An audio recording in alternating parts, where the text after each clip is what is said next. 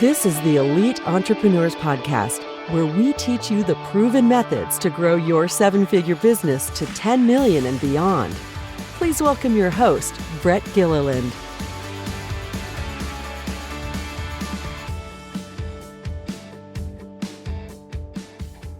Welcome, everyone, to this week's episode of the Elite Entrepreneurs Podcast. Today, my special guest is somebody who I'm thrilled to introduce to you. I'm just getting to know her myself, but I can tell we are going to be fast friends, and she's going to have a lot to bring to you today. Her name is Kim Troy. She is the founder and CEO of Civilis Consulting. Her primary work, or the way to talk about it, is as a fractional HR and culture consultant. She has a consultancy that helps entrepreneur-led businesses reach new heights. And so without further ado, let me have you introduce yourself a little bit more, Kim. Why don't you tell our listeners a little bit more about what you do, and welcome to the show. We're glad to have you here. Oh, I'm thrilled to be here. I agree. We are going to be fast friends for sure. Yeah. So what we do, as you described, really it sort of all comes under the umbrella of organizational development consulting. We help organizations build, their human capital and build that capacity on which to grow. And we work primarily with usually our typical clients are maybe 5 million in revenues and up, and they'll have maybe 20 full-time employees and beyond.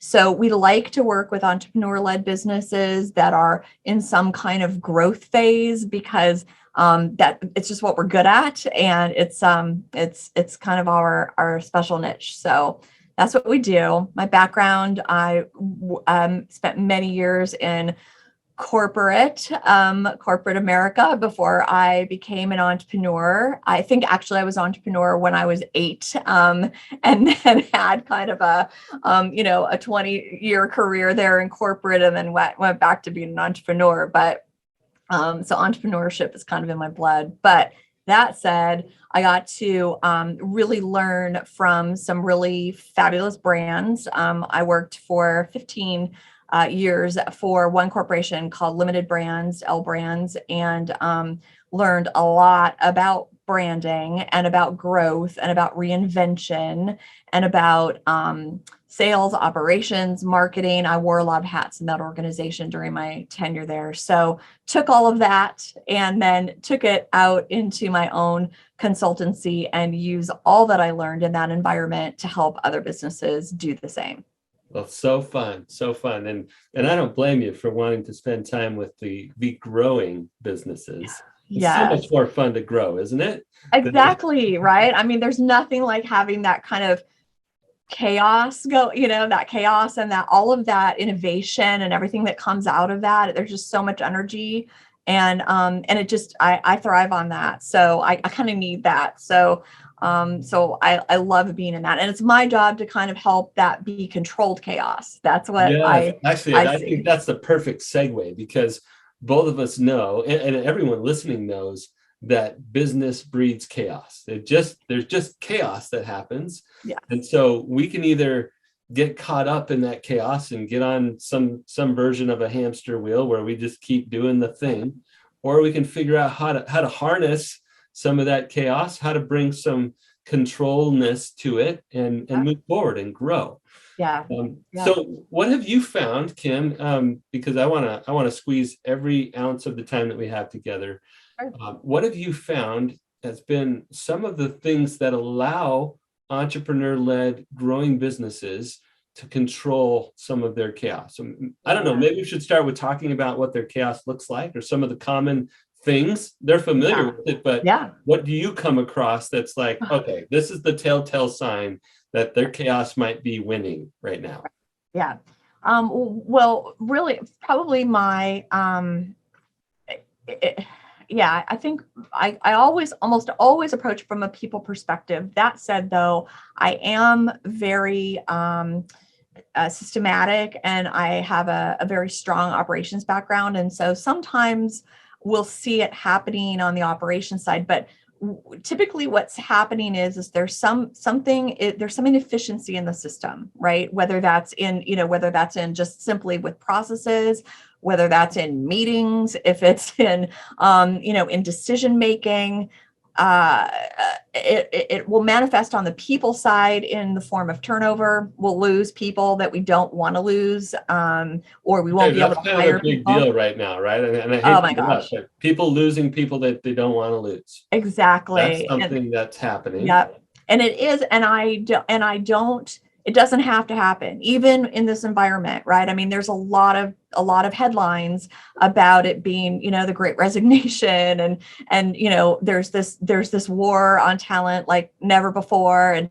But it doesn't have to be that way. If you've got a really great culture in place, it is the thing. It is the glue that will sort of hold your business together. It's the kind of that foundational control that you have to kind of have that chaos be productive as opposed to destructive. So when I think about it from the people side, and when I see that happening, when we see a lot of turnover, when we see we see like key positions being open for long periods of time, that puts other stresses on the rest of the organization. So when we see those things, that's how I know, this is where you need some help. We need to reassess what's going on foundationally here, and we need to address that. So that's what I look for.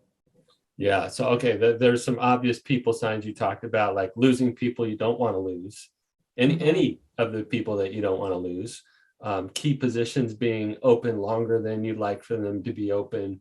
Right. What other, maybe in the entrepreneur or that founder's calendar or in their life, what other symptoms do you see if the chaos is getting to be too much?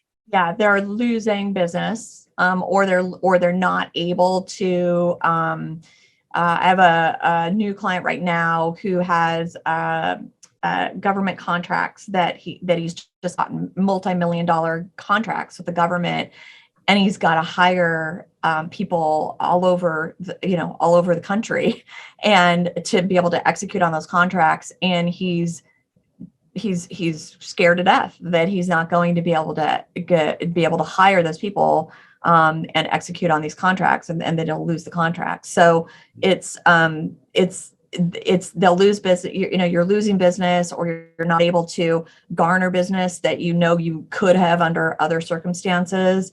So that's another place. Or other things, other places where it will start to show up is, like I said, your good people will leave, and only your really bad people will be the ones that will stay. We see that quite a bit. So it's clearly affecting revenues. It's clearly affecting efficiencies within the organization. And again, ultimately it's just limiting growth. It's limiting what your organization is capable of doing, what your product or your service is capable of delivering. But there's that constraint that's happening. And it's not, like I said, it's not because of the Great Resignation, or because it's just hard to find people right now. Or because we're paying them to stay home, all of those things that we see in the headlines.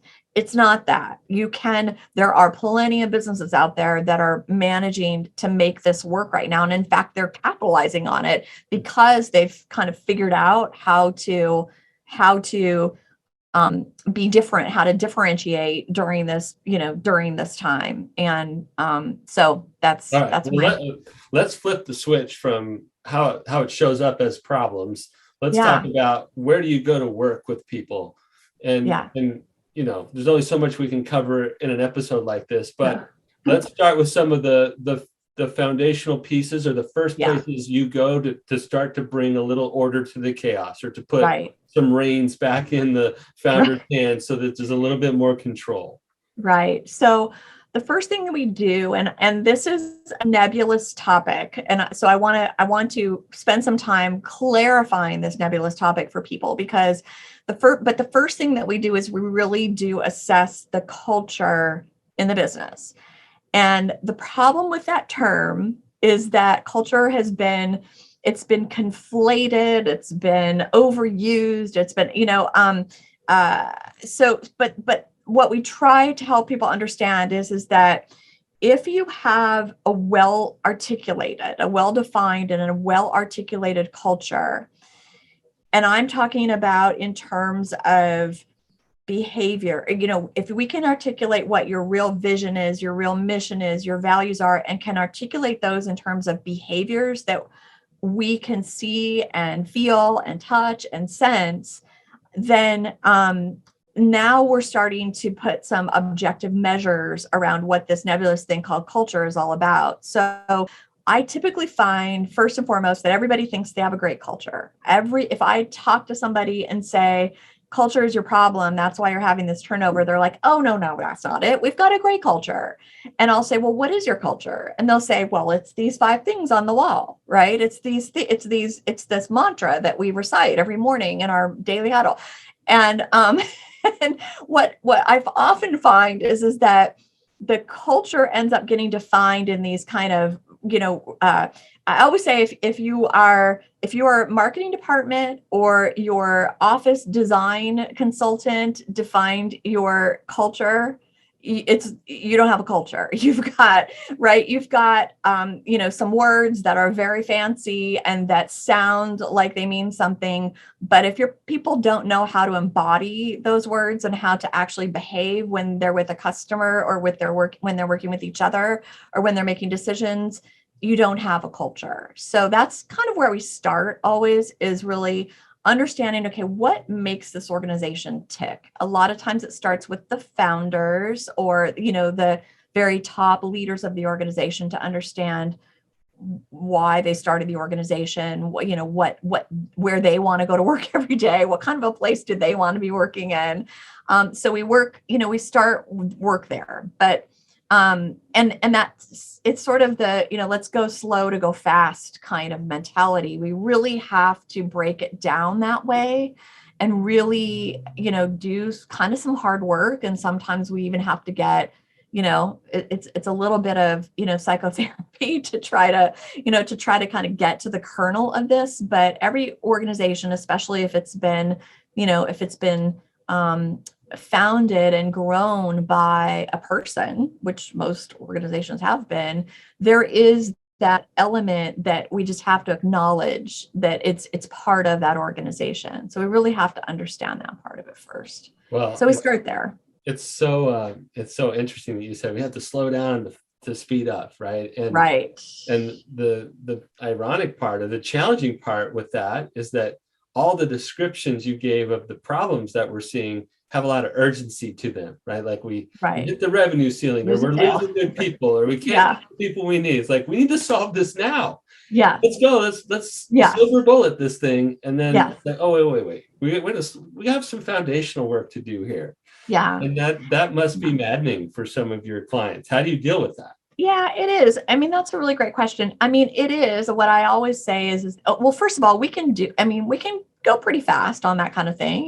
We can spend a half day together, really understanding some of those really kind of core tenets that are embedded in the personality and in the motivations of the founders or the leaders of the business, and start to kind of flesh some things out that way. And we can start even, looking to see what it is, what are the things that they already have there that they can leverage within the organization that are going right. Do they have a really great, employee referral program, or do they have a really great,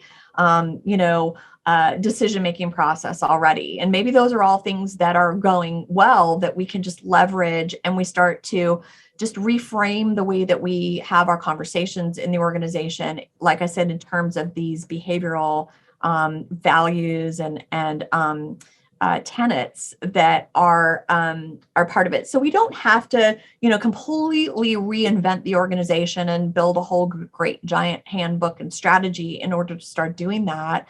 So a lot of times what we'll start doing, again, if it's around, if our most urgent issue is around hiring or attracting, right, talent, then that will be the first place we start. Once we define and do a better job of defining this culture and these sort of these underlying tenets and behaviors that we want to make sure our people are embodying, then we do two things. One is we look for people in the organization that are already there, that are already embodying those, and we use them as a model. So we sort of build out this profile, this ideal, persona of who we want.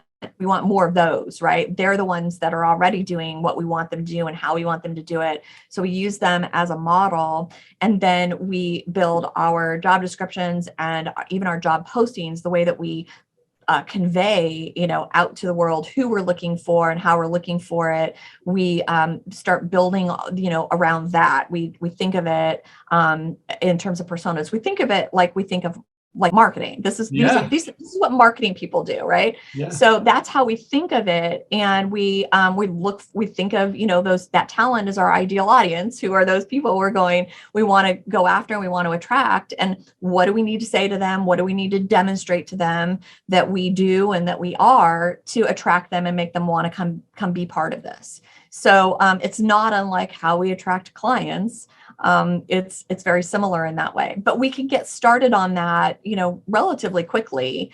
It's not, like I always say too, you still have to deliver on that promise. So if you're going to promise them that you're this really great culture and that you're this, that you're all about transparency, or that you're all about, the candy wall or whatever it is, if you're going to promise them that as we market you out there, then we need to make sure that we're really going to deliver on that, or you won't be able to keep them. So we have to put other things in place to make sure that our organization then, infiltrate, that this culture infiltrates the organization, and that truly is how the company behaves. Yeah, I love that. So just like you and I and anybody really wouldn't trust somebody who was behaving different than their word, as an organization, we have to build that in, right? Where Yes. we say this matters to us, and it shows up in everything that we do. Exactly. Otherwise, it feels out of integrity. It feels hypocritical. Yeah. If it's not really an organizational term, but that's the way it feels. Absolutely. And any more than you would do the same if you were with a client, right? Like you wouldn't go out and sell something to a client that ultimately you're never going to be able to deliver. You're going to, right? I mean, that's a bad thing. Yeah, we don't want that, right? Right? Growth. Yeah. Right. Sure. Exactly. You're not going to be right. You're not going to be able to get more of those. So it's the same thing with your people. Yeah. I love that you are calling that out, because one of the things, it blows my mind really, and you've seen this a lot, that business owners, one of the first things they figure out is how to, they got to figure out how to sell their thing, right? Their product or their service. Right. So they figure that out. Right. Enough to grow the team. And then they're like, no, wait a minute, I got to get consistent lead generation going. So they go figure out how to talk to the market in a way, all this persona work, all the, like, what are they really reaching for? What's the job they're hiring my product or service to do? They get really good at marketing. Yeah. And then they go and they're going to go hire somebody, and they put out a help wanted sign, and they expect people to line up, right? They're like, hey, come work for me. This is amazing. And, and they forget that whole marketing thing that they learned on the customer side. Yes. It's just the same thing on the employment side. Exactly. Yeah. And I think, and to be honest, I mean, this is, the industry, I'm in this HR industry, right? And I think that we don't, as an industry, it's known, it's not a very sexy industry, right? I mean, those HR people are always the boring and the no people, but really, HR should be sexy. It should be, right? Because it's just as important that we are wooing our talent, our people, our employees, our team, as much as we would woo a new customer. And we need to care for them that way. We need to deliver on those promises we make to them in those same ways. And so I need to reinvent the HR industry, because that's really, that's what good strategic HR is marketing and sales. Well, most small business people don't even want to hear HR, right? So I know you and I end up in places like this where we go, Yeah, we don't need to talk about HR. Let's talk about how to grow a great company, right? Right. We do the Yeah. work without calling it HR because everybody sees Yes. it as the compliance police or the Yes. outhouse, the complaint department or whatever, right? It's like, Right. no, it's not. Okay, you think of that however you want. Let's Yeah. do some really good culture work together. Yes. Anyway, Yeah. yeah, most people don't see that the right way, but 100%. Yeah. well, you would love one of our members in our Elite Momentum community is actually a high growth staffing company in the real estate space. Real estate is booming, right? At least in the US right now. And so they're growing like gangbusters, and the owner, the founder, I know pretty well, he named it Talent Woo. And so you use that term. We want to woo our people, right? He named it Talent Woo.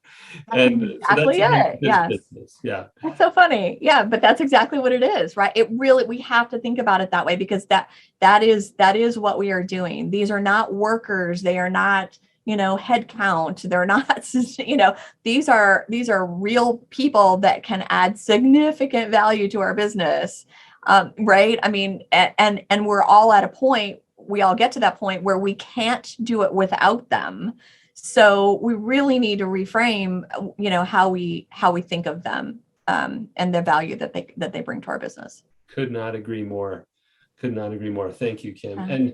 And it was true before the Great Resignation, but Yes. apparently even more so now. They have choices, by the way, and they're going where they feel they're going to be most valued. Exactly. Unfortunately, a lot of them are making transactional choices based on pay alone. But right. You and I and the we'll call them the enlightened founders are creating places where enlightened talent want to be, where they see the difference between just a paycheck and a place where I can thrive and grow and be with other people like me because we share values and we love a common purpose and all of those things. Yeah, exactly. And in fact, that's another sign. That's another warning sign. If you're paying sign-on bonuses right now, you have problems with your culture, because not one of our clients has to do any sign-on bonuses or anything like that, because it's not about, it's not about the money. And if you're bribing people to come work for you with sign-on bonuses,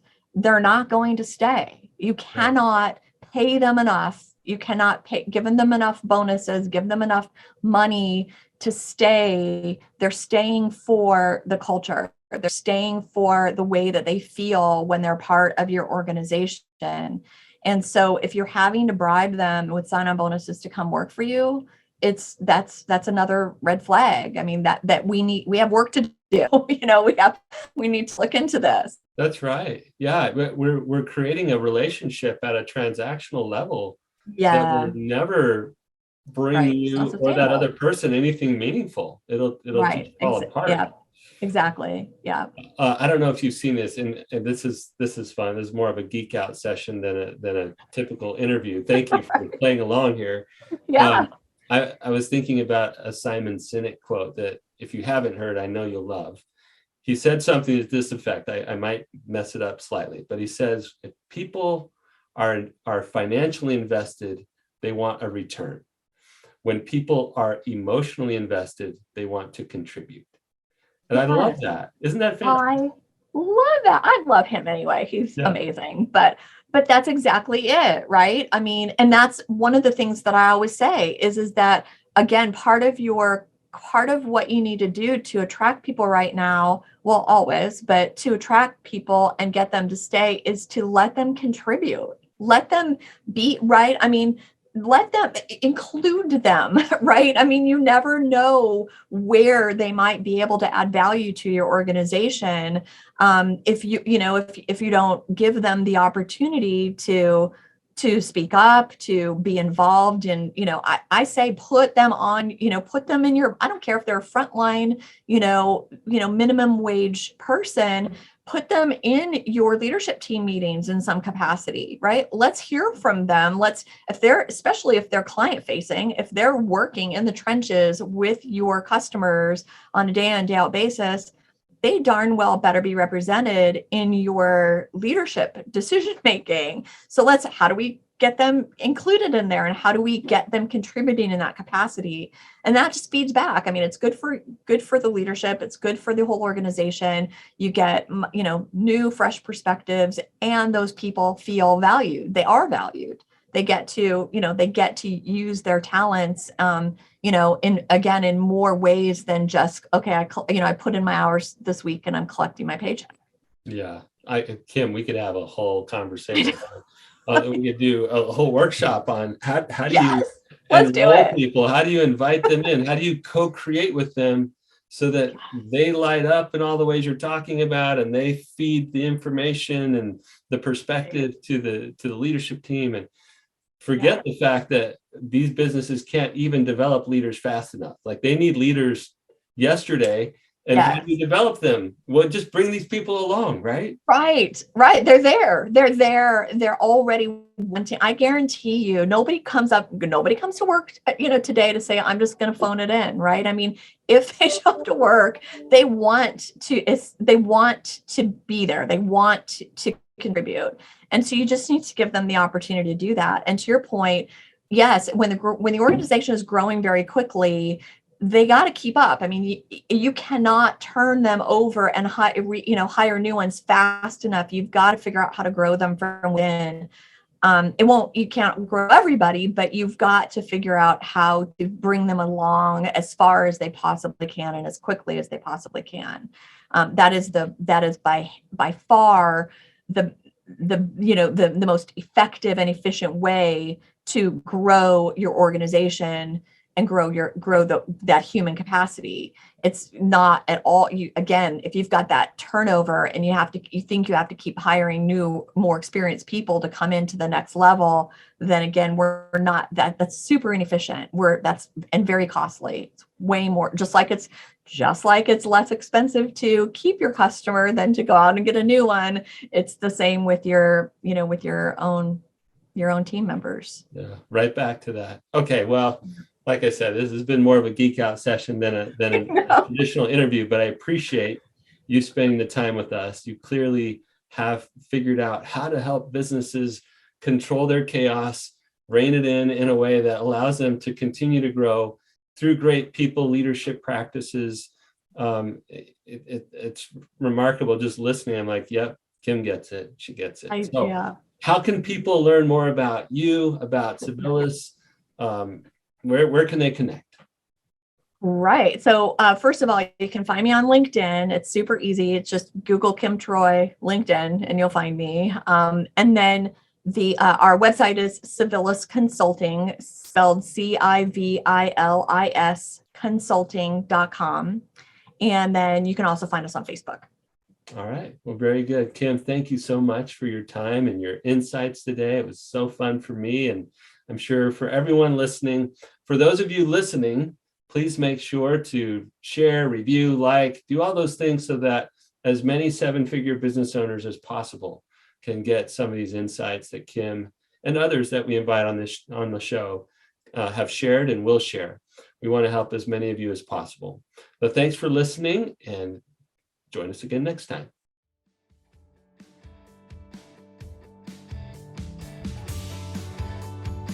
You've been listening to the Elite Entrepreneurs Podcast with your host, Brett Gilliland.